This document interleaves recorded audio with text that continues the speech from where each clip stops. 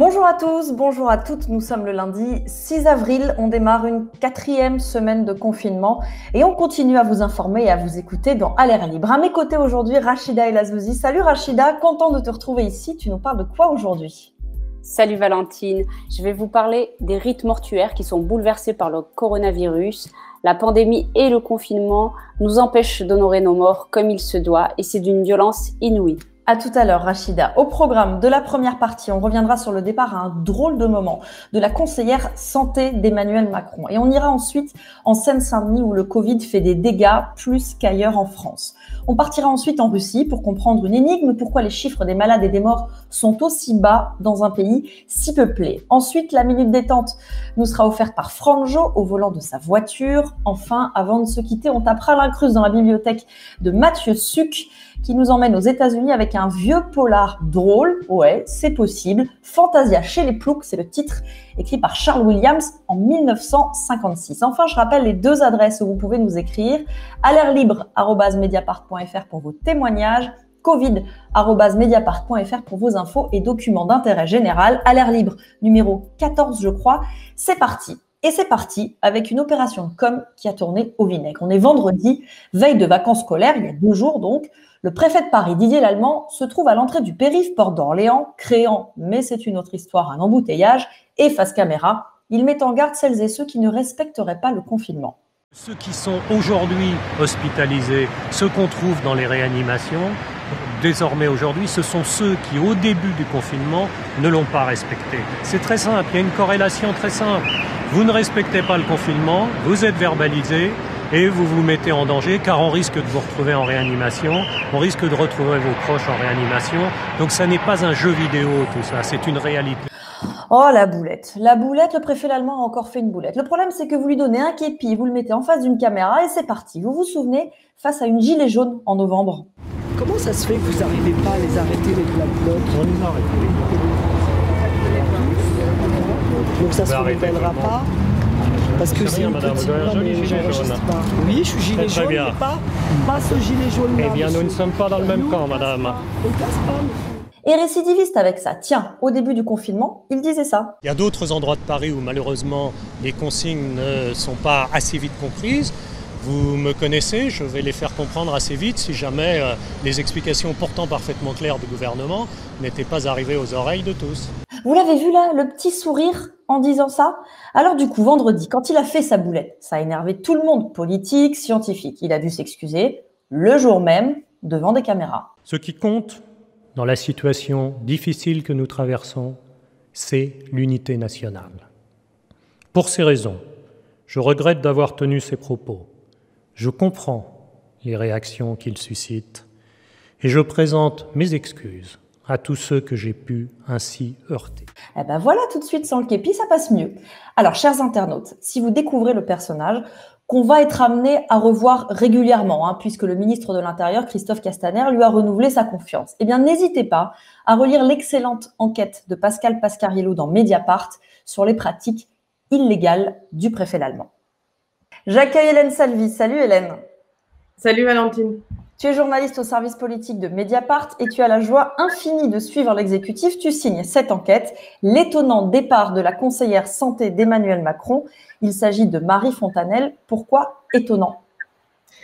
L'étonnant départ parce qu'elle a quitté l'Élysée à un moment assez charnière, c'est-à-dire qu'elle est partie officiellement, selon le journal officiel, le 31 janvier. Elle était en poste auprès d'Emmanuel Macron depuis le tout début du quinquennat et le 31 janvier, on sait maintenant, puisqu'on l'a déjà répété à plusieurs reprises, c'est le lendemain exactement où l'Organisation mondiale de la santé, l'OMS, avait déclaré l'urgence de santé publique à portée nationale, se basant sur d'autres données et d'autres inquiétudes que la seule propagation du virus en Chine.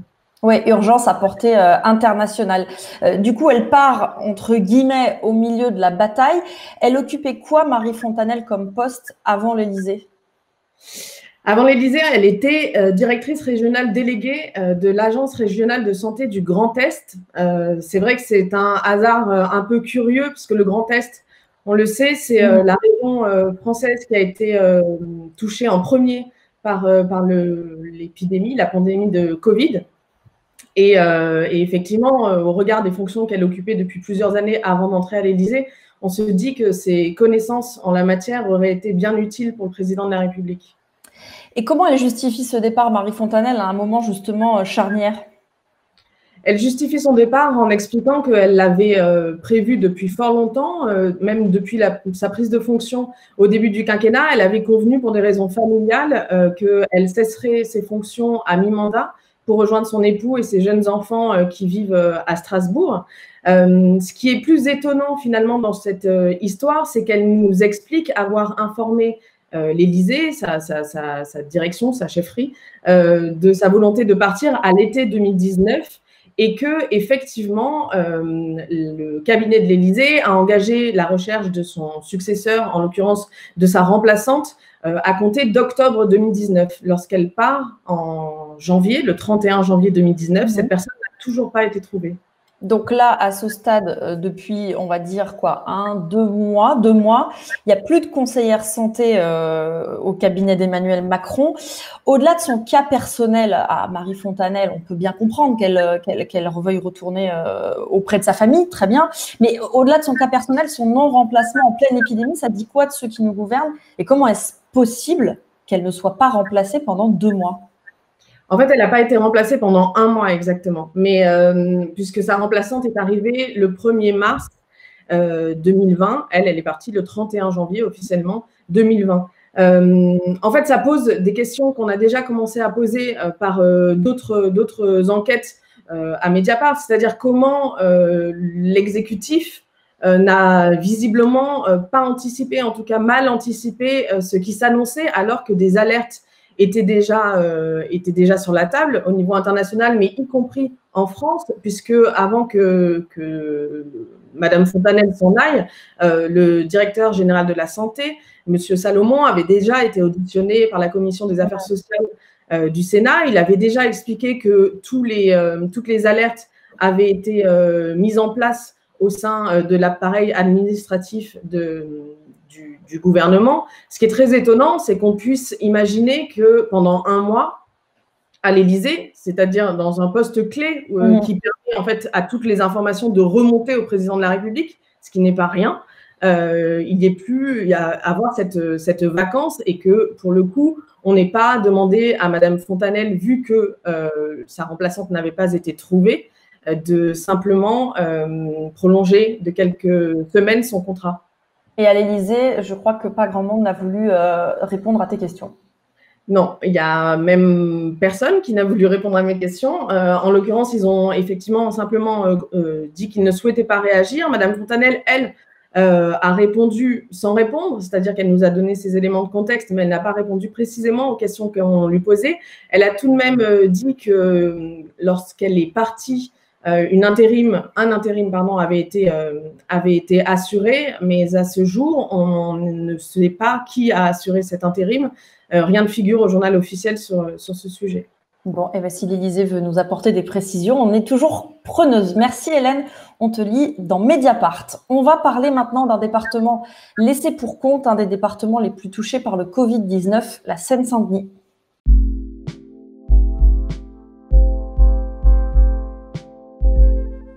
En Seine-Saint-Denis, on parle d'excès de mortalité, ce sont les mots du directeur général de la santé. Pourquoi ce département est-il si touché? La Seine-Saint-Denis est-elle oubliée du confinement? Pour en parler, j'accueille Stéphane Troussel, bonjour. Bonjour. Vous êtes président du conseil départemental de Seine-Saint-Denis. Yacine Tandjaoui, bonjour. Bonjour. Vous êtes médecin réanimateur à l'hôpital Avicenne de Bobigny et Frédéric Adnet, bonjour. Bonjour. Vous êtes son collègue, vous dirigez le SAMU du département et vous êtes le chef des urgences du même hôpital, l'hôpital Avicenne. Alors, un chiffre qui vient des déclarations dématérialisées transmises à l'INSEE, les décès ont augmenté de 63% en Seine-Saint-Denis pendant la deuxième quinzaine de mars. C'est 2 fois plus, par exemple, que pour le département de Paris, qui est voisin. Pourquoi une telle augmentation? Je m'adresse à nos deux blouses blanches et bleues. Frédéric, veux-tu que je réponde d'abord? Tout simplement, le terme n'est pas le bon. On parle de surmortalité alors qu'il faut parler de mortalité augmentée. La mortalité augmentée, on a plus de morts en Seine-Saint-Denis tout simplement parce qu'il y a plus de malades. C'est tout, c'est complètement mathématique. Il y a plus de malades en Seine-Saint-Denis pour beaucoup de raisons. Je peux vous en citer quelques-unes. D'abord, le confinement qui est difficilement réalisable dans les franges les plus défavorisées de la population de Seine-Saint-Denis. Évidemment, en Seine-Saint-Denis, il y a beaucoup de populations migrantes, de populations de personnes très défavorisées, de personnes en situation irrégulière, pour qui, si vous voulez, le confinement n'est pas la principale des priorités. Et donc, et on l'a très bien vu, nous, dans notre département, qui a été le premier impacté par rapport aux autres départements de l'Île-de-France, Petite Couronne, on a eu cette première vague avec une vague de patients qui était nettement supérieure aux autres départements. L'autre raison, moi, que je vois, mais peut-être que le président du département me le confirmera ou pas, c'est qu'il y a eu un départ massif de la population d'Île-de-France à la veille de l'annonce du confinement. Essentiellement des Parisiens, mais probablement des départements de 92, 94 vers des résidences secondaires. On a parlé jusqu'à 20% de la population d'Île-de-France. J'imagine pas qu'il y ait eu cette telle migration dans notre département parce que ça ne vous aura pas échappé que la Seine-Saint-Denis n'est pas le département le plus riche en France et que la densité des résidences secondaires doit être nettement inférieure à celle qu'on voit à Paris et dans le 92. Donc, ces deux effets combinés a probablement fait que la pression sur nos services d'urgence et de nos réanimations a été, et c'est ce qu'on a constaté, supérieure à celle des autres départements. Mais si vous voulez, cette mortalité augmentée est expliquée par le fait que le virus, malheureusement, a infecté plus de personnes en Seine-Saint-Denis. Le terme de surmortalité voudrait dire qu'il y aurait plus de morts en Seine-Saint-Denis pour la même maladie par rapport à des gens qui développeraient cette maladie à Paris ou dans le 92. Ça, c'est une notion que je n'ai absolument pas. D'accord. Alors, vous avez tous les deux accepté de répondre. Yacine Tandjaoui, par exemple, vous avez accepté au tout dernier moment l'invitation en demandant à ce que ça prenne 15 minutes maximum. Tout ça pour dire que vous êtes tous les deux dans une urgence absolue. Yacine Tandjaoui, c'est quoi votre quotidien en ce moment pour qu'on comprenne bien ? Je pense qu'il est le même pour tous les patients, pour tous les soignants qui font de la réanimation du soin d'urgence en Seine-Saint-Denis. Je voudrais juste revenir sur les propos que je partage de Frédéric Adnet sur l'analyse de la mortalité pour les patients de Seine-Saint-Denis. Je crois que Frédéric Adnet a complètement raison. Je rajouterais ça en plus sur les modalités de confinement. Elles sont assez difficiles en Seine-Saint-Denis parce qu'il peut y avoir, malgré le confinement, de la contamination intrafamiliale et intra-logement du fait de la surpopulation au sein du domicile. Quand on se retrouve à 8 personnes dans 60 mètres carrés, évidemment que la contamination, alors qu'on est confiné, elle est possible dans la famille, elle est possible dans le foyer. Et que c'est pas forcément un non-respect du confinement, c'est pas forcément, je crois pas qu'il faille stigmatiser la population de Seine-Saint-Denis en disant qu'elle ne se confine pas par rapport à Paris intramuros. Moi, j'habite dans Paris, je travaille en Seine-Saint-Denis. Quand je viens travailler, je vois autant de gens dans la rue dans Paris intramuros qu'en Seine-Saint-Denis. J'ai pas l'impression que le confinement soit l'alpha et l'oméga de l'explication de ce qui se passe. Il se passe aussi une réalité sociale dans ce département avec une difficulté d'accès aux soins, une difficulté de parcours de patients qui sont, comme l'a rappelé Frédéric, une population qui n'est en grande partie précaire. Et d'ailleurs, pour rebondir sur cette idée reçue qui voudrait que le confinement n'est pas respecté et volontairement par les personnes qui vivent en banlieue, je voudrais vous montrer cette vidéo postée par un militant associatif ce week-end sur son compte Twitter. Voilà, je suis au cœur des quartiers populaires de Montreuil et Bagnolet. Je profite de ma sortie hebdomadaire pour à moins d'1 kilomètre de chez moi pour faire un tour et comme vous voyez, il n'y a personne. Voilà, chacun respecte bien le confinement, y compris dans les quartiers populaires. Donc avant de mépriser ceux qui sont dans des conditions de vie difficiles, venez vous y rendre un petit peu quand on sera sorti des confinements. Et vous verrez ce que c'est que les quartiers populaires aujourd'hui qui respectent le confinement bien plus que dans les banlieues riches.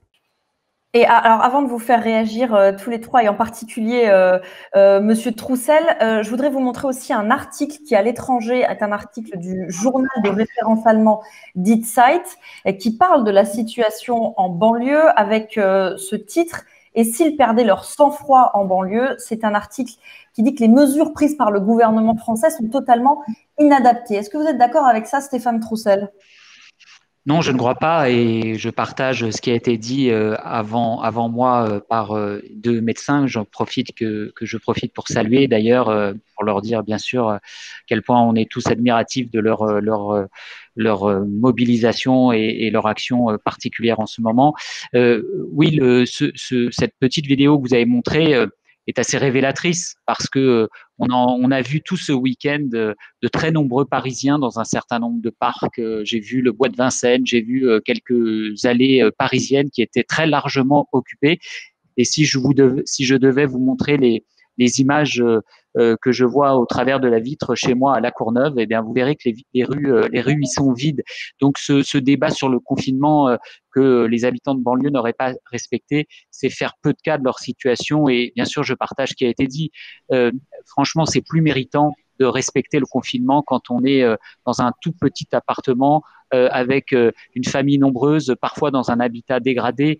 Et donc, je pense que notre rôle, c'est plutôt de soutenir, d'encourager et de dire à quel point c'est absolument nécessaire si on veut justement être aux côtés des soignants qui sont mobilisés actuellement. Mais je partage ce qui a été dit aussi. Effectivement, les clusters intrafamiliaux ont peut-être été plus nombreux en Seine-Saint-Denis qu'ailleurs parce que quand on a un tout petit appartement, eh bien, isoler un des membres de la famille dans une chambre, c'est plus difficile que quand on a un grand appartement avec plusieurs salles de bain. Je voudrais juste revenir aussi sur, parmi toutes les causes qui ont été évoquées par les deux médecins, peut-être qu'aussi les causes de comorbidité sont plus fréquente encore chez un certain nombre de patients de la Seine-Saint-Denis, parce qu'on sait à quel point un certain nombre d'affections et de pathologies sont nombreuses dans notre département, qu'il s'agisse du cancer, qu'il s'agisse du diabète ou de l'asthme, et peut-être que ça a été autant d'éléments supplémentaires aussi dans ces causes de comorbidité et de morbidité. Est-ce que effectivement, ce sont des causes qui ont pu jouer, Frédéric Adnet ? Alors, je pense que là-dessus, il faudrait faire une étude. Je ne suis pas sûr que ce soit le principal facteur. Bien sûr, dans notre département, il y a des incidences de maladies, en particulier le cancer. On a pratiquement tous les indicateurs de mauvaise santé publique au rouge dans notre département. Ça, c'est un fait. Mais aussi, on a une population qui est beaucoup plus jeune que les autres départements. Or, l'âge est le principal facteur de mortalité de cette maladie. Et notre population de plus de 80 ans, elle est inférieure aux autres départements. On a une population jeune et c'est très protecteur vis-à-vis de la mortalité. Non, il faut pas. Je crois qu'il y a eu vraiment une confusion dans les médias entre le fait de dire que notre département est pauvre en termes de ressources de lits de réanimation et pauvre en termes de maillage de médecins, de familles, et qu'on observe une augmentation de la mortalité dans notre département, et après d'avoir fait un lien de causalité entre les deux faits. Les deux faits sont vrais, mais il n'y a pas de lien de causalité. C'est-à-dire que oui, on n'a pas beaucoup de lits de réanimation dans notre département rapportés à la population comparée à Paris et les autres départements, mais c'est pas ça qui explique la mortalité augmentée. Ce lien de causalité, on le voit très bien pour des pathologies chroniques, comme le cancer, comme les bronchopneumopathie chroniques, comme la tuberculose, où effectivement le mauvais accès aux soins a une mortalité de ces maladies-là. Or là, on est sur autre chose. On est sur des détresses respiratoires brutales. Eh bien, quel que soit le niveau socio-économique de la population, ils font le 15 ou ils font le 18, mais ils font surtout le 15. On les prend en charge puisque c'est une pathologie qui décompense très brutalement et on les amène en réanimation, pas forcément en Seine-Saint-Denis. Vous savez que tous les lits de réanimation sont mis dans un pot commun en Île-de-France, Petite Couronne, et on peut très bien les amener à Paris, dans le Val-de-Marne ou dans le 92. Mais est-ce que c'est normal que vous manquiez de lits en Seine-Saint-Denis ? Ah ben, bien sûr qu'on manque de lits en Seine-Saint-Denis. Mais est-ce que c'est normal ? Ah mais non, c'est pas normal. Mais il n'y a pas de relation de causalité. Non, bien sûr. Vous faites deux vérités qui sont parallèles sans qu'il y ait un vrai lien de causalité. C'est bien de le préciser. Est-ce que vous diriez qu'en Seine-Saint-Denis, vous êtes un peu laissé pour compte ou vous n'êtes pas suffisamment le manque de lits n'est pas suffisamment considéré par ceux qui décident de vos dotations et de votre organisation? Yacine Tandjaoui. Merci de me donner la parole. Alors, c'est une véritable question et c'est une question de gestion de ressources de santé sur le plan territorial qui n'est pas une question qui se pose dans l'urgence d'aujourd'hui. En fait, c'est le reflet de ce qui s'est passé sur des dizaines d'années précédentes. Si la question est de savoir s'il est normal qu'en Seine-Saint-Denis, il y ait si peu de lits de réanimation, mais c'est pas que les lits de réanimation, c'est tout le reste de la santé dans ce territoire. Il y a un seul CHU en Seine-Saint-Denis, un département de 1,8 million d'habitants. Il y a un seul CHU. Alors, intramuros, je ne vais pas vous faire la liste des CHU, mais il y en a plus que je n'ai le doigt sur une main. Et pourtant, le nombre d'habitants n'est pas très différent. C'est une décision de gestion de l'allocation des ressources en santé sur le plan du territoire qui ne date pas d'aujourd'hui, et c'est pas quelque chose qu'on va résoudre au moment de la crise. Je pense que actuellement, on met en lumière le fait qu'il y a eu des choix discutables sur on va dire la carte et le territoire sur le plan de la santé. Aujourd'hui, il n'est pas question de résoudre ce problème parce c'est pas quelque chose qui va se résoudre dans l'urgence, c'est plutôt de s'accommoder du réseau tel qu'il est aujourd'hui pour pouvoir prendre en charge les patients, notamment en Seine-Saint-Denis. Et ça, je dois dire que grâce à l'aide notamment du SAMU, de l'AP-HP et de l'ARS, on arrive à trouver des solutions pour que les patients qui ont besoin de réanimation en Seine-Saint-Denis trouvent un lit, que ce soit dans le département ou en dehors. Et il faut féliciter et remercier les équipes du SAMU qui font des transports médicalisés à longueur de journée pour permettre à la population d'avoir les meilleurs soins possibles. Ça nous a permis, jusqu'à aujourd'hui, de ne pas avoir à faire de choix éthiques insupportables, c'est-à-dire à ne pas avoir de pertes illégitimes, et ça nous a permis de traiter tous les patients qui avaient besoin d'être traités et d'admettre tous les patients en réanimation quand ils en avaient besoin. Et vous dites qu'on ne découvre pas cette crise de l'hôpital public et particulièrement en Seine-Saint-Denis par rapport à d'autres territoires. Effectivement, on ne la découvre pas, mais en effet, cette crise du Covid la révèle dans une lumière plus crue. Est-ce que vous êtes néanmoins optimiste sur le fait que ces choses étant désormais davantage sues et vues de tous, vous puissiez, après cette crise, améliorer la situation de l'offre sanitaire dans le département? Alors, je me garderai bien d'être optimiste. Je vais être comptable. On fera les comptes à la fin. Et donc, je pense qu'il est très important que on prenne on ait une démarche un petit peu scientifique sur le problème. On constate un problème, on en mesure l'ampleur, on en évalue les causes et on cherche des solutions pour, d'une part, résoudre le problème actuel et éviter que les mêmes causes entraînent les mêmes conséquences. Mais ça, c'est pas quelque chose qui va se faire maintenant. Il faudra faire ça secondairement.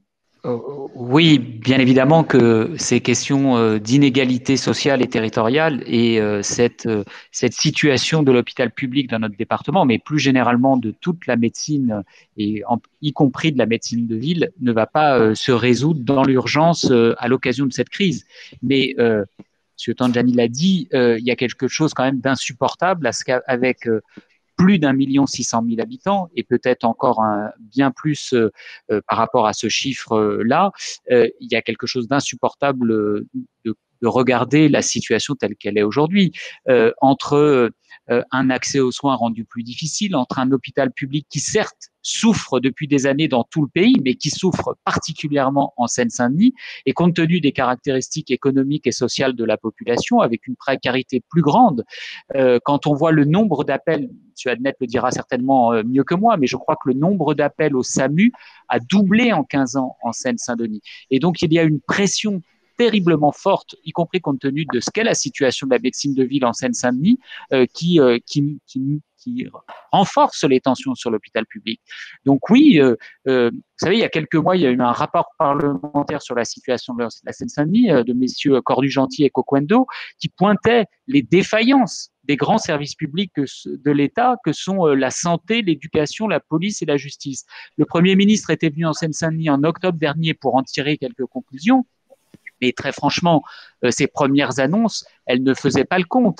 Et donc, à la lumière de cette crise, il faudra bien aller à la fois plus loin, plus vite et plus fort pour en finir avec ces situations qui marquent à quel point il y a une France à deux vitesses sur tout un tas de sujets, et en particulier aussi sur la question de la santé. Le mot de la fin, je le réserve à Yacine Tandjaoui et Frédéric Annette, parce qu'on va devoir vous laisser retourner à votre mission. Yacine Tandjaoui, un dernier mot. Oui, merci beaucoup de me redonner la parole. Donc, un mot d'abord pour dire combien je suis fier et époustouflé du corps hospitalier dans son ensemble, des soignants d'abord et avant tout qui prennent sur leur énergie, sur leur temps familial pour s'occuper des patients au quotidien avec des efforts absolument magnifiques d'engagement. Il faut tous les saluer, pas seulement les médecins, les infirmiers, les aides-soignantes. Et quand je dis les hospitaliers, c'est aussi les techniciens, y compris les administratifs, qui nous permettent aujourd'hui d'accomplir des choses qu'on n'aurait pas pu faire en marchant main dans la main entre soignants et non-soignants dans l'hôpital. Puis un dernier mot que je voudrais dire, au-delà des remerciements de l'ensemble de ceux qui prennent en charge les patients, c'est vraiment de rappeler à tous que le match n'est pas encore gagné, loin de là. Faut bien comprendre que jusqu'à maintenant, la semaine dernière, là, globalement, on perdait le match contre l'épidémie, on était à 1-0, et là, on est à 2 minutes avant la mi-temps et on vient d'égaliser. Si jamais on baisse la garde maintenant, si on ne redouble pas d'efforts, on va perdre, c'est certain. Il faut absolument que l'ensemble des acteurs, c'est-à-dire ceux qui soignent, mais aussi ceux qui se confinent, c'est-à-dire vous tous, toute la population française continue absolument à faire des efforts pour qu'on arrive à gagner cette bataille et qu'on sorte vainqueur de ce match contre l'épidémie qui va laisser beaucoup de gens sur le carreau si malheureusement on ne prend pas les bonnes mesures. Tenons bon. Eh bien, merci à tous les trois. Merci Stéphane Troussel, président du conseil départemental de Seine-Saint-Denis, Yacine Tandjaoui, vous êtes médecin réanimateur à l'hôpital Avicenne de Bobigny, et Frédéric Annette, vous dirigez le SAMU du département et les urgences d'Avicenne, le même hôpital que votre collègue. Bon courage à tous les trois et à bientôt. On part en Russie.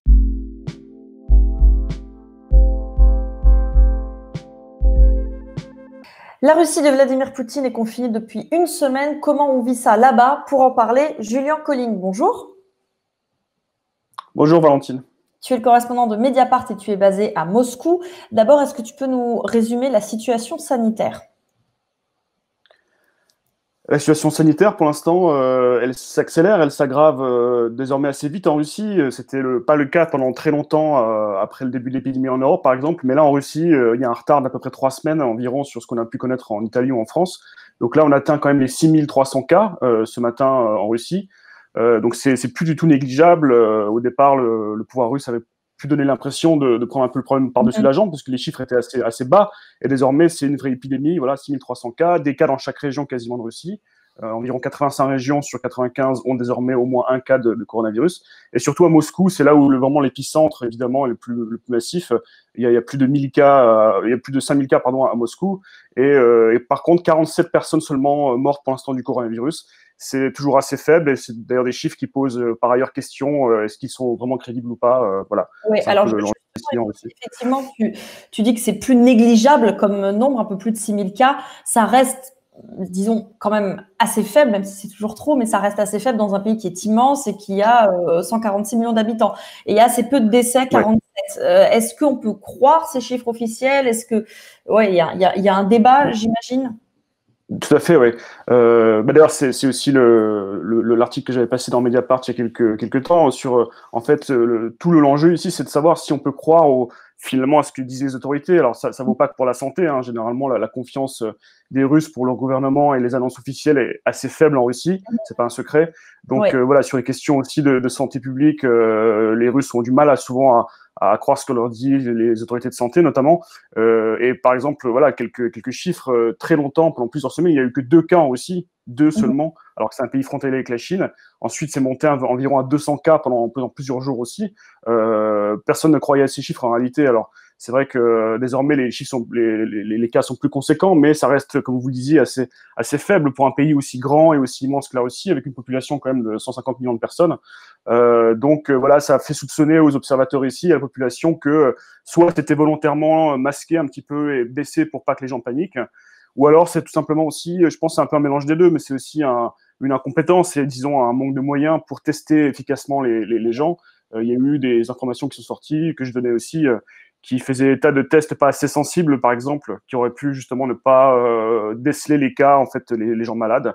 Donc voilà, c'est ce qui a pu expliquer ces chiffres toujours assez bas, effectivement, même si, encore une fois, c'est exponentiel désormais et on pourrait très vite atteindre les chiffres qu'on a pu connaître en Europe, même si je pense que les mesures rapides prises par la Russie de fermeture de frontières ont sans doute au début freiné la propagation et la présence de gens malades en Russie, quoi. Dans cette crise, on a un peu l'impression que Vladimir Poutine fait le service minimum. Pourquoi ? Oui, c'est aussi un des éléments étonnants ici, c'est-à-dire que Vladimir Poutine en général est présenté comme quelqu'un d'ailleurs c'est une réalité, hein, de très vertical du pouvoir, quelque chose de très autocratique et l'homme orchestre. Et c'est vrai que depuis le début de la crise ici, il a plutôt pris un siège un peu en retrait. Et alors, différents avis ici circulent. Le plus prégnant, je pense, c'est celui qu'il ne veut pas se mouiller, il veut pas se salir les mains en réalité, et annoncer les mesures les plus dures et les plus impopulaires, comme le confinement, comme peut-être la mise en quarantaine de toute la ville de Moscou, qui est aussi évoquée peut-être si ça s'empire.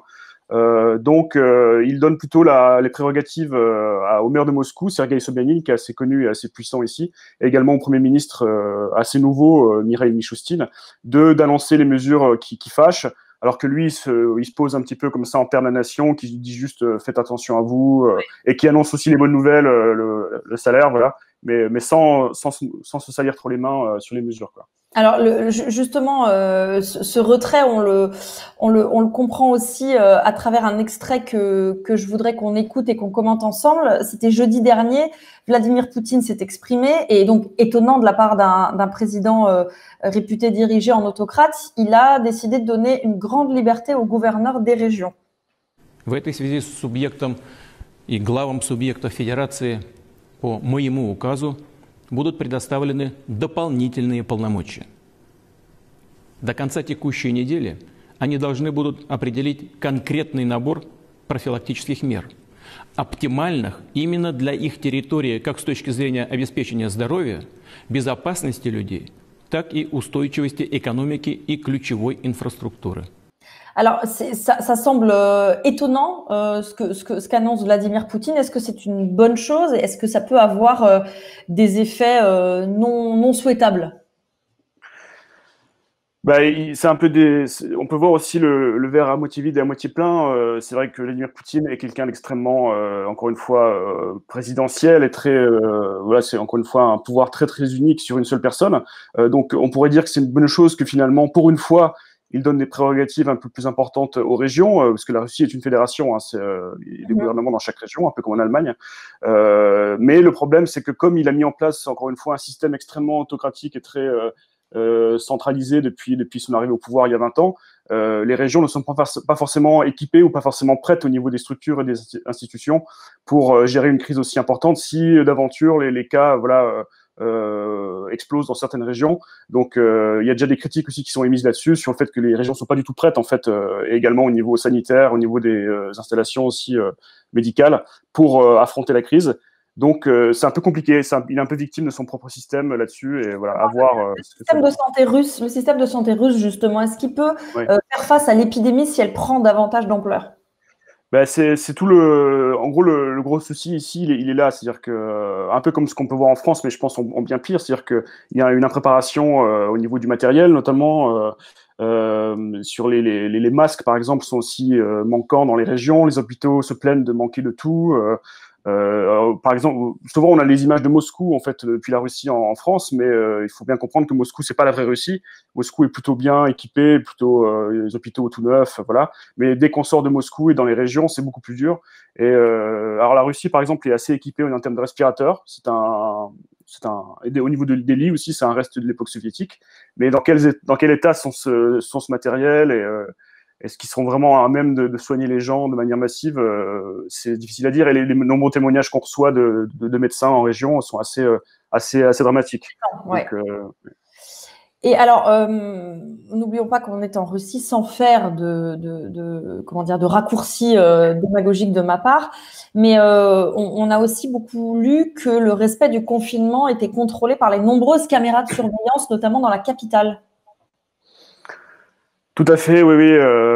alors la Russie se pose un peu comme c'est un pays encore une fois relativement autoritaire, donc sur tout ce qui est biopolitique et contrôle un peu des populations, comme on peut voir en Chine aussi. Au niveau surveillance de la population, bah voilà, quelque chose comme le coronavirus, c'est une occasion en or pour la Russie de tester en fait ces nouveaux systèmes. Et la Russie est assez en pointe sur tout ce qui est tech, IT et compagnie, programmation. Et du coup, ils ont des systèmes très top niveau au niveau mondial de reconnaissance faciale notamment, qu'ils ont déjà essayé sur des manifestations, par exemple d'opposition. Et donc là, en fait, effectivement, là, on dit qu'à Moscou, les quelques 150 000 caméras de surveillance de la ville, qui est quand même assez considérable, seraient progressivement toutes rebranchées au système de reconnaissance faciale pour pouvoir voir si voilà, telle ou telle personne malade sort de chez elle, telle ou telle personne casse le confinement plusieurs fois. Et il y a eu ça a déjà été prouvé, puisque, par exemple, il y a eu quelques personnes qui ont été arrêtées, qui ont été verbalisées chez elles, après être sorties de leur domicile alors qu'ils devaient rester en quarantaine. Et donc, c'est bien qu'on les a vus quelque part et que les caméras les ont attrapés. Donc, il y a des gros doutes, des gros inquiétudes sur l'éthique ici et sur est-ce qu'on va aller vers quelque chose de pire après la crise, quoi. Et dernière question avant de se quitter, Julien, la Russie en profite aussi au niveau international en se donnant le beau rôle face à l'Occident. Oui, c'est aussi un des volets intéressants à suivre. Là, la Russie, les autorités russes, c'est un fait, voient en fait dans cette crise un peu la validation, selon eux, de ce qu'ils pensent et de leur vision du monde un petit peu. C'est-à-dire que pour eux, un État fort et des frontières et un État extrêmement puissant et beaucoup plus sûr que, par exemple, ce qu'on peut voir en Europe ou en Occident. Donc pour eux, ils imaginent que ce virus, valide un peu leur thèse, et ils en profitent du coup pour distiller un peu de soft power et également de l'aide médicale. On l'a vu en Italie, ou un peu en trollant aux États-Unis, en envoyant du matériel d'aide également à Donald Trump aux États-Unis. Donc voilà, la Russie part aussi des campagnes sur le web de publicité pour Poutine, pour le traitement de la crise en Russie, le faible nombre de cas aussi, en profite pour dire qu'ils avaient tout compris et que leur gestion est meilleure que celle des pays occidentaux. Donc on peut dire que c'est de bonne guerre, mais en tout cas, c'est vrai que c'est quelque chose aussi qui est pas négligé. Et qui compte pour Vladimir Poutine. Merci, Julien. Tu es notre correspondant en Russie. On te lit dans Mediapart. Merci à vous. La détente nous est offerte par l'humoriste Franjo, qui s'est fait contrôler en sortant de chez lui.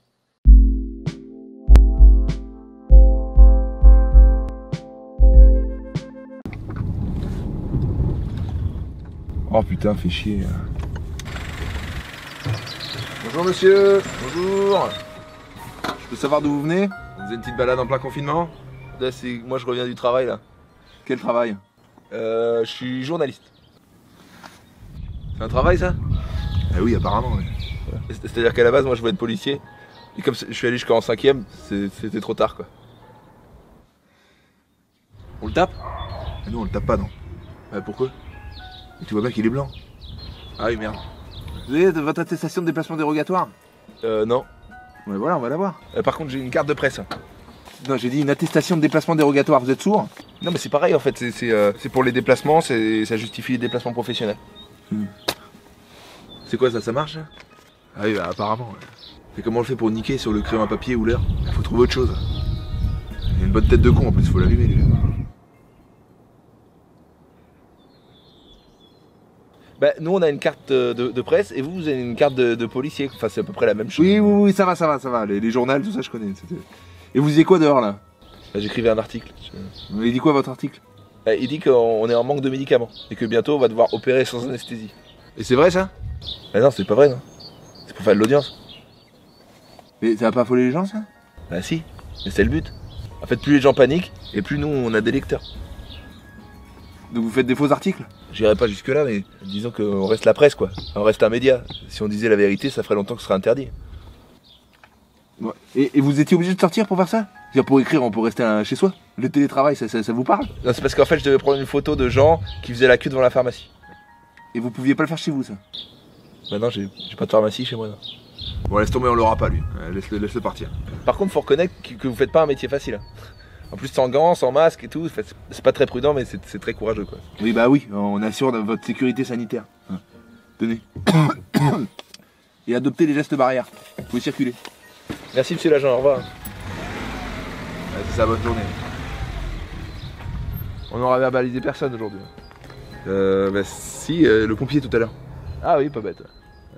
Il m'a dit je sauve des vies, je fais mon travail. Je lui ai dit moi aussi, je fais mon travail. Ouais, sous prétexte qu'ils sauvent des vies, ils se croient tout permis, les mecs. Je lui dis, la prochaine fois, tu sauveras des vies avec une attestation dérogatoire.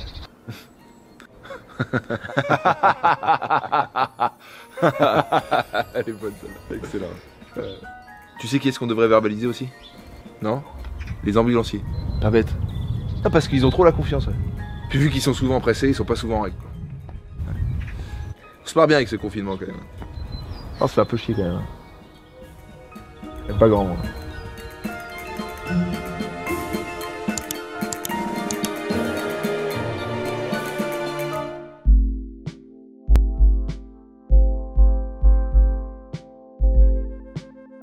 Merci Franjo pour cette minute détente. On vous retrouve à l'automne prochain au Théâtre du Point Virgule quand on nous aura déconfinés.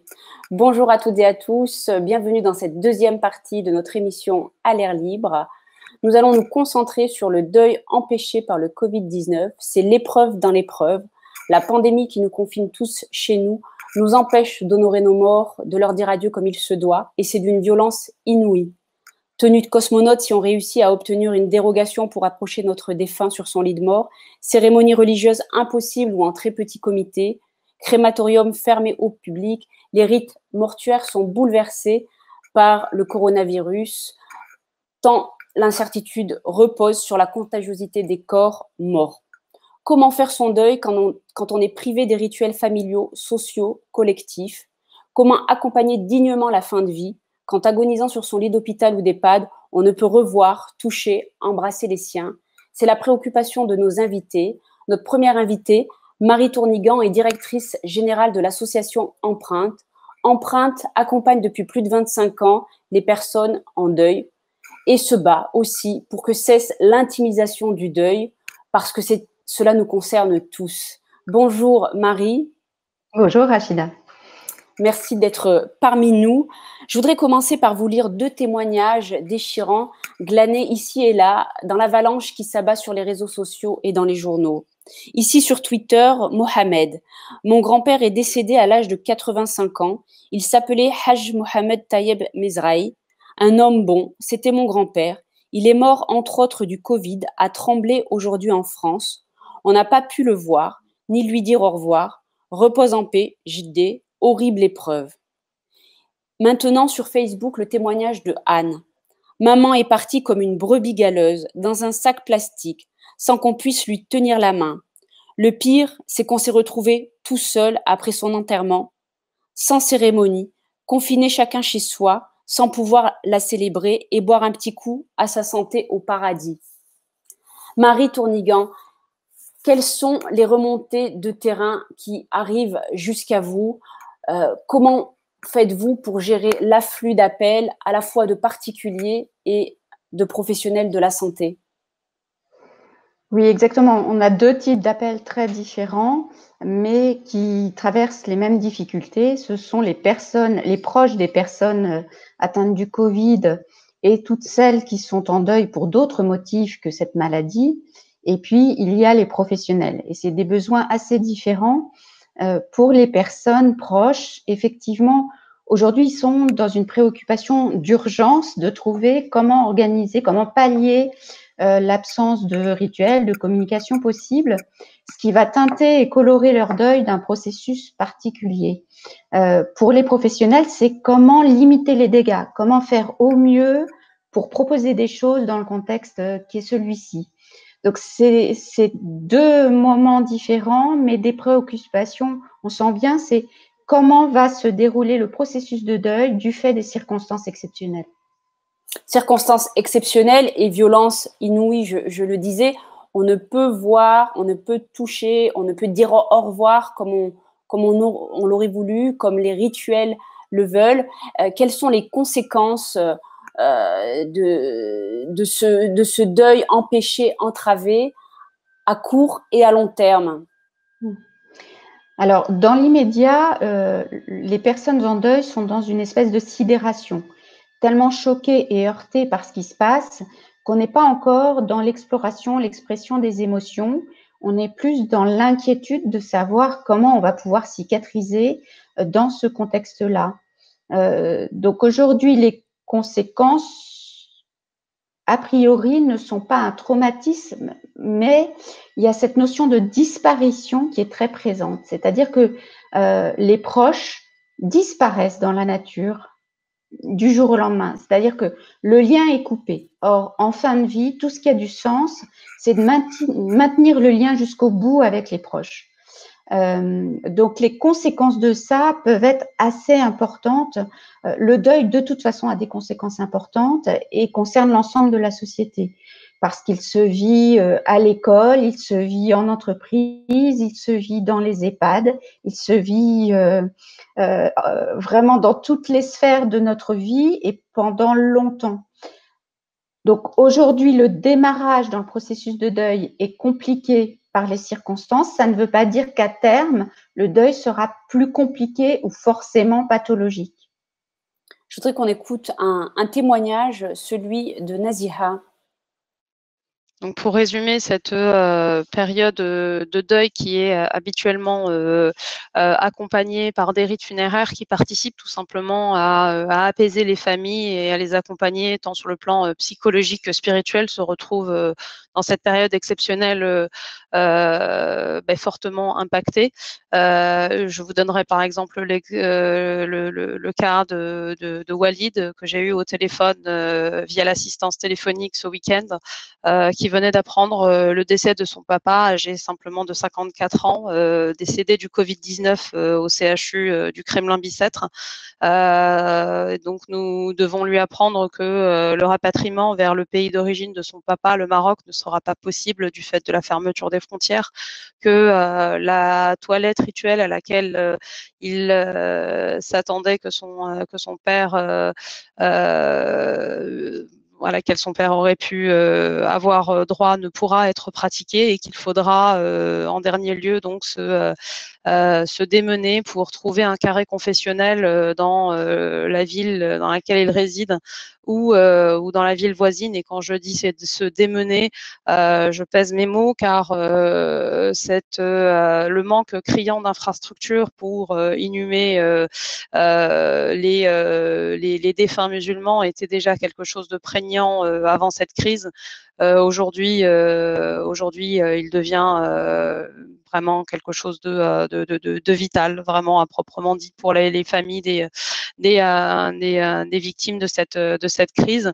C'est d'ailleurs dans ce sens que nous avons formulé auprès de l'État une demande officielle afin, d'une part, que les défunts puissent être enterrés ailleurs que dans leur ville et donc d'obtenir des dérogations au niveau préfectoral quand un carré musulman n'est pas disponible, et d'autre part que l'on puisse créer des carrés supplémentaires là où le besoin se fait sentir, afin que sur tout le territoire nous puissions avoir des lieux qui puissent accueillir nos défunts conformément à leur croyance. Marie, nous venons d'entendre Naziha, qui est donc conseillère à la plateforme Les Musulmans, qui aide les familles musulmanes entravées dans leur rite funéraire à s'organiser et les accompagne. On voit un choc de plus ici, c'est ne pas pouvoir être rapatrié dans son pays d'origine, au pays des racines, ce qui est un énorme déchirement pour les immigrés qui ont consacré leur vie à la France, mais qui voulaient se reposer de l'autre côté de la Méditerranée. Les liaisons aériennes sont coupées aujourd'hui, donc c'est impossible de rapatrier les corps, sans compter bien évidemment la conservation, etc., qui sont des corps qui sont les rites qui sont interdits. Est-ce que le processus de deuil peut être bloqué par ces entraves, quels que soient les rites religieux, culturels?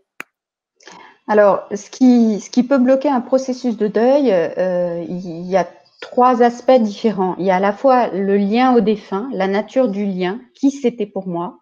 Il y a les circonstances du décès, et là on voit bien que les circonstances sont de nature à compliquer le processus. Puis il y a aussi l'histoire de vie de la personne, c'est-à-dire quelles étaient ses fragilités avant. Donc on peut pas, c'est pas monofactoriel. On peut pas dire que du fait des circonstances, obligatoirement, le deuil sera bloqué, compliqué, pathologique. Ce qui est très, très important aujourd'hui et d'une manière générale, c'est d'informer sur ce processus de deuil, que les gens aient des connaissances sur le deuil, qu'est-ce que c'est qu'un deuil, combien de temps ça dure normalement, quelles sont les étapes, qu'est-ce qui peut aider. C'est ça qui est important. C'est pour ça qu'on a proposé un plan d'action au gouvernement en 10 propositions pour un meilleur soutien de deuil qui passe par exemple, le fait d'informer dès qu'il y a un décès, la personne systématiquement sur ce que c'est qu'un deuil. Alors, ce livre blanc que vous avez transmis au gouvernement, qu'est-ce qu'il est devenu? Vous avez été écouté. Alors, vous l'avez en plus transmis pas à n'importe quel moment, c'est au moment où s'est produit en France un événement qui a suscité une immense polémique et indignation lorsque le gouvernement a refusé d'allonger le délai de congé pour les parents confrontés à la perte d'un enfant.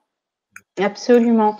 En fait, il y a un an tout juste, nous avions organisé des assises du deuil au Sénat pour alerter sur les conséquences du deuil, mobiliser et agir ensemble pour un meilleur soutien de deuil. Et nous avions émis 10 propositions qui sont parues là dans un livre blanc au mois de février, dans ce contexte que vous décrivez si bien.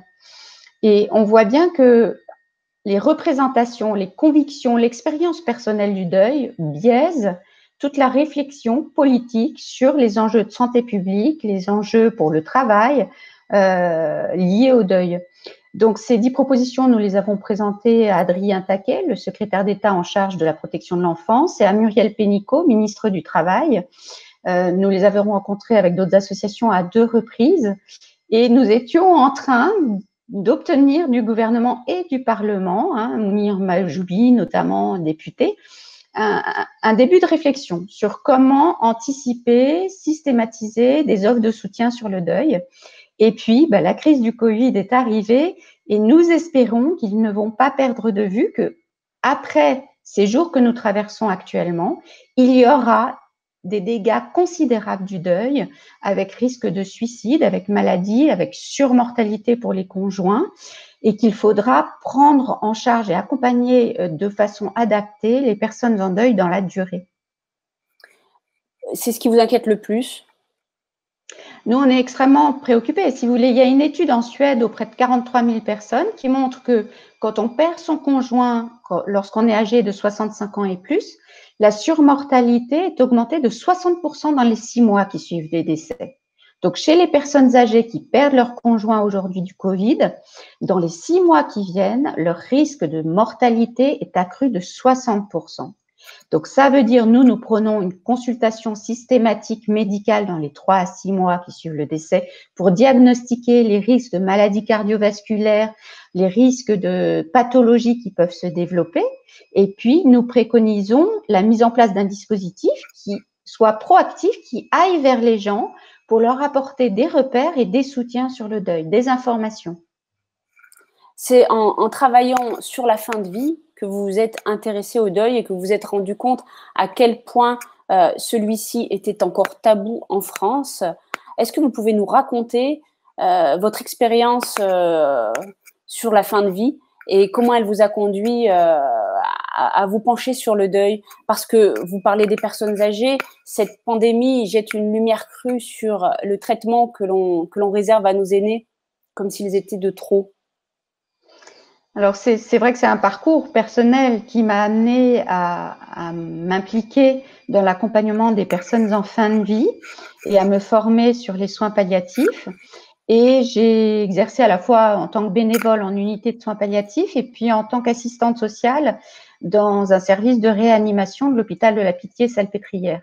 Donc, j'ai l'expérience de fin de vie liées à des maladies longues, évolutives ou au grand âge, et puis des expériences de fin de vie plus brutales, de maladies qui décompensent très rapidement et qui amènent en réanimation, ou d'accidents, ou de vraiment toutes sortes de fin de vie, y compris attentats, voilà. Et je me suis aperçue que s'il y a un étayage autour du patient et de ses proches au moment de la fin de vie, ça n'est pas le cas après. C'est-à-dire que bien souvent, les proches sont livrés à eux-mêmes par la suite, n'ont aucun repère sur comment en parler aux enfants, aux ados, aux jeunes adultes, qu'est-ce qui fait qu'on est en deuil ou qu'on l'est pas, qu'un deuil est normal, compliqué ou pathologique. Et du coup, j'avais systématisé, moi, une information après les décès dans cette réanimation pour accueillir les proches en disant, voilà, ce que vous allez vivre, ça s'appelle un deuil.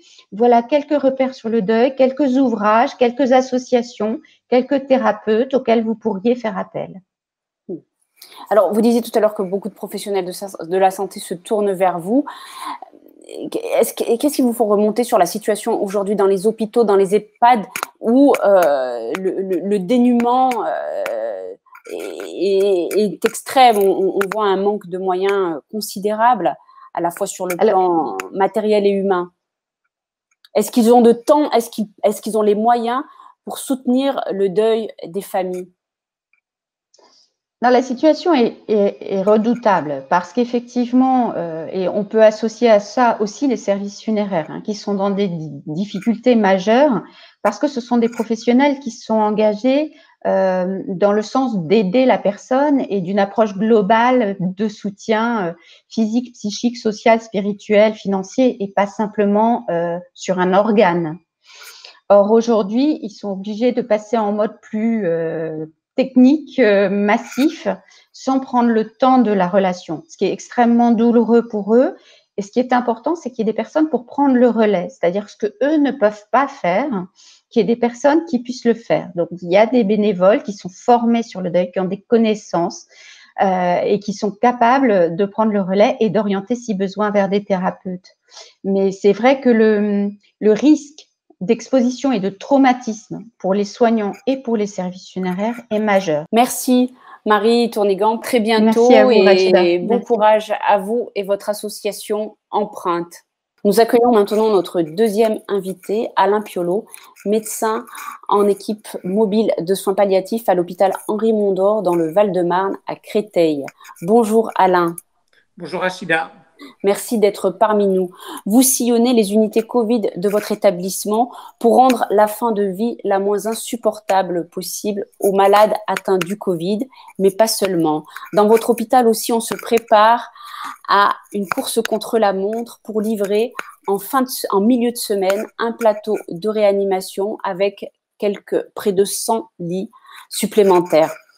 Est-ce que vous pouvez nous raconter comment cela se passe aujourd'hui dans votre hôpital, à la fois la fin de vie, mais aussi la mort? Vous y êtes confrontés tous les jours. Quelles sont les règles en place aujourd'hui? Sont-elles tenables sur le plan humain, éthique? Oui, effectivement, nous y sommes confrontés tous les jours et beaucoup plus qu'en période normale, puisque près de 300 malades sont actuellement hospitalisés à l'hôpital Henri Mondor et atteints de l'infection Covid. La maladie Covid-19 est particulière parce que elle peut s'aggraver de façon brutale, alors que les patients n'étaient pas trop mal, mais certes hospitalisés quand même. L'aggravation peut être brutale et peut surprendre le malade, bien sûr, mais également les soignants et la famille.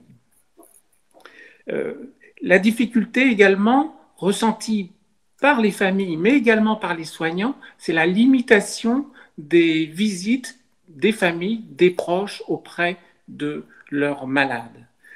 Les visites sont de règle actuellement interdites, elles ne sont pas autorisées, sauf de façon dérogatoire dans des situations de fin de vie.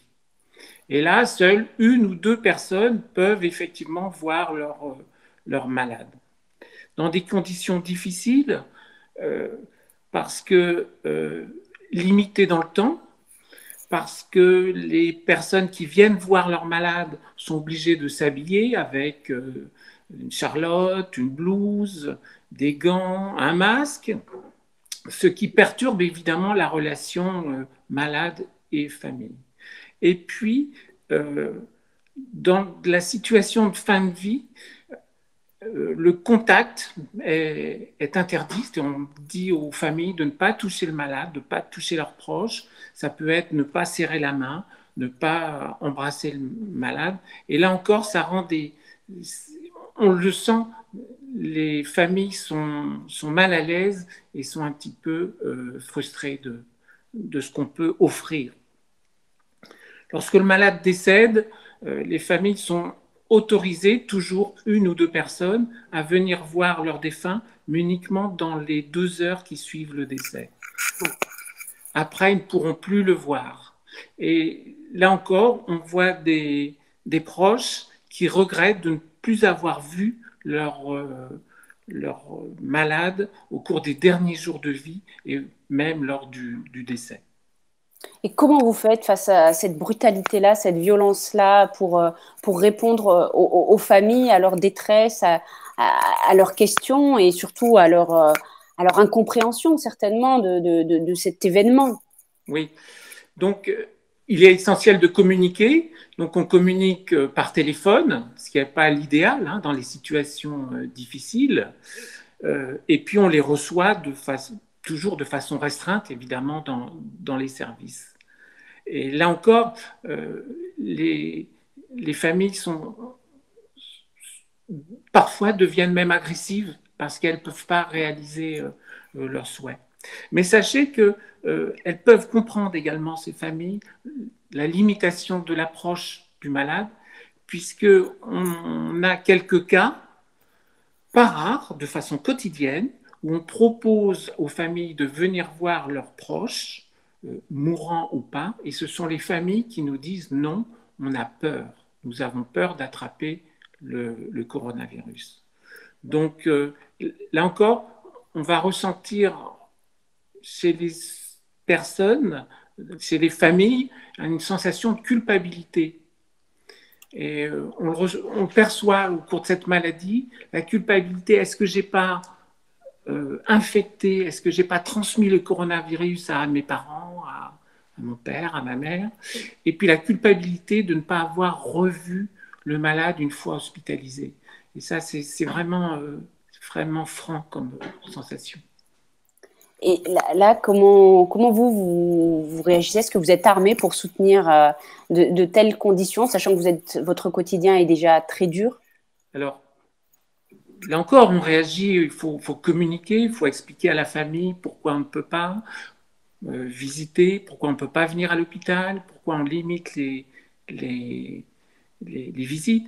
Et il faut expliquer également, c'est également dans l'intérêt des visiteurs. Mais c'est vrai qu'on ne peut pas être parfait dans cette situation où les acteurs de soins palliatifs sont évidemment très sensibles à la fin de vie et aux relations entre le malade ou le défunt et la famille. Et là, c'est sûr qu'on est frustré. Et c'est un cas de souffrance pour les soignants également, parce qu'ils se sentent mal à l'aise. On ne fait pas notre travail comme habituel et de façon satisfaisante. Vous avez déjà connu ça dans votre carrière, vous?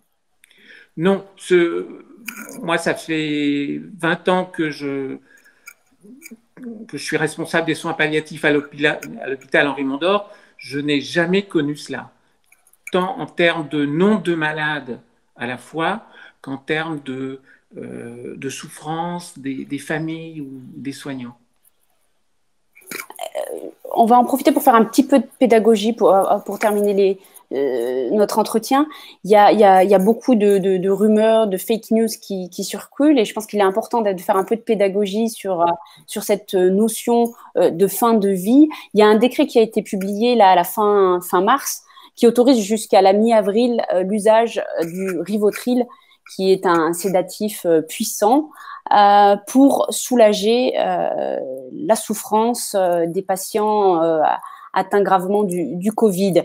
Beaucoup dénoncent la légalisation de l'euthanasie qui est interdite en France. La dernière loi sur le sujet qui avait été adoptée en 2016 prévoit seulement un droit à la sédation profonde et continue pour les personnes dont le pronostic vital est engagé à court terme.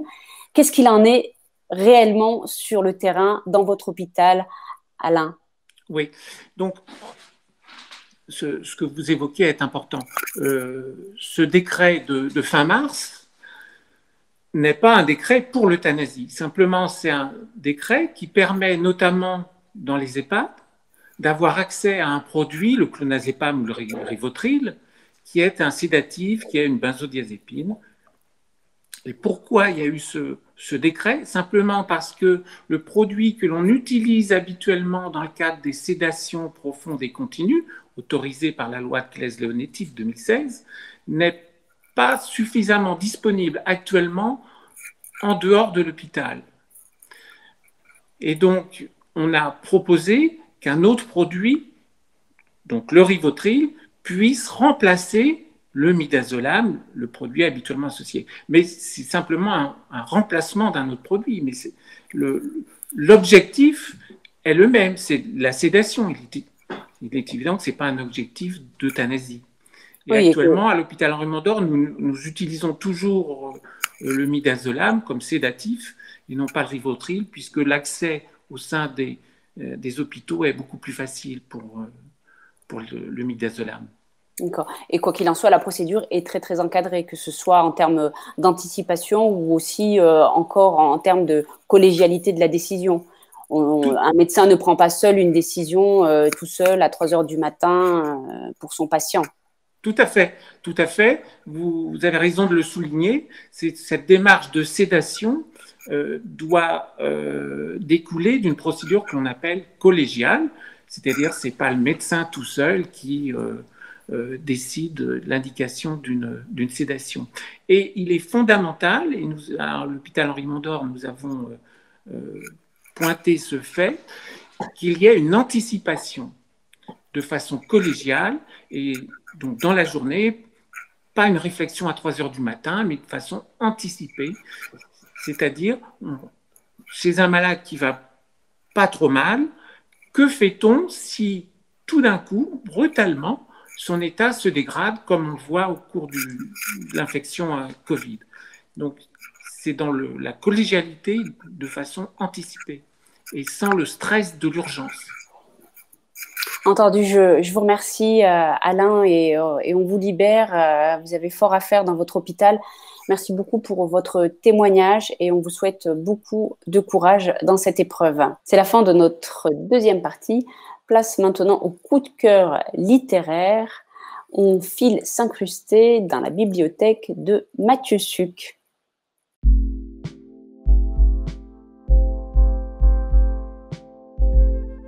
Pour ma part, j'ai choisi de vous parler de ce livre-là. Il est de Charles Williams et il s'appelle Fantasia chez les Ploucs. Je précise d'emblée qu'il y a une nouvelle traduction magnifique qui est sortie chez les Gallemeister sous un autre titre qui s'appelle Le Bikini de Diamant, mais vous avez plus de chances en fouinant au fond de votre bibliothèque de trouver ce livre sous le titre donc de Fantasia chez les Ploucs, que ça soit chez Folio ou dans les vieilles séries noires aux pages jauniques dont vous auriez hérité de vos parents ou de vos grands-parents. Alors, on a toujours le cliché, quand on parle de roman noir, que le roman forcément doit être noir. Eh bien non, il existe une veine comique, et ce livre-ci, de Charles Williams, peut prétendre fort légitimement à être le livre le plus drôle de l'histoire du roman policier. Pourquoi ? Parce qu'il raconte l'histoire d'une chasse à l'homme, ou plutôt d'une chasse à la femme. Un gangster vient de se faire dessouder par des rivaux, et sa compagne, la cohorte Chocho Caroline, stripteaseuse de son état, pour fuir les tueurs, est obligée de se réfugier dans une forêt vêtue, très faiblement vêtue, d'un simple 2 pièces, d'un maillot de bain. Et 2 authentiques rednecks, escrocs de leur état, propriétaires des terres sur lesquelles est parti se cacher Chocho, vont tirer profit de cette affaire en la rendant publique et en organisant une grande chasse à l'homme. Il y a celle de la police, mais tous les hommes de la région et même des 4 coins des États-Unis vont venir, attirés par la perspective de sauver la stripteaseuse à tout le moins de ses tueurs et aussi, bien sûr, d'une pneumonie qu'elle risque dans la forêt en étant si peu vêtue. Bien sûr, tout cela est rempli d'hypocrisie et les deux frangins vont mettre à profit en organisant, parce qu'il y a des milliers d'hommes qui sont là pour essayer de trouver Chocho qu'on ne trouve pas pendant des jours et des jours, alors qu'elle est partie dans une toute petite forêt, et ben ils vont organiser donc une restauration, mais aussi des spectacles pour occuper les hommes quand ils ne cherchent pas la stripteaseuse.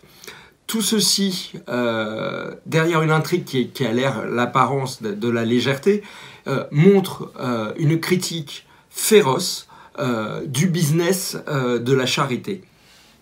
Pour terminer, j'ajoute que si ce thème-là vous intéresse, je vous recommanderais un petit conseil là cinématographique. C'est le film Le Gouffre aux Chimères de Billy Wilder, un des plus beaux rôles de Kirk Douglas, et qui est sur le même thème mais beaucoup plus tragique. Un homme est coincé au fond d'une mine et là c'est un journaliste sans scrupules qui tient le mauvais rôle.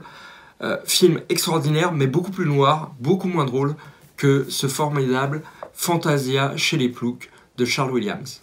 Merci Mathieu, ça donne très envie de le lire. Merci Rachida d'être passée dans À l'air libre. Merci à toi et à bientôt. Ouais, à très vite. À vous, je vous dis à demain pour un nouveau numéro de notre émission. D'ici là, portez-vous bien, abonnez-vous à Mediapart et écrivez-nous à alairlibre@mediapart.fr. Bonne soirée à toutes et à tous.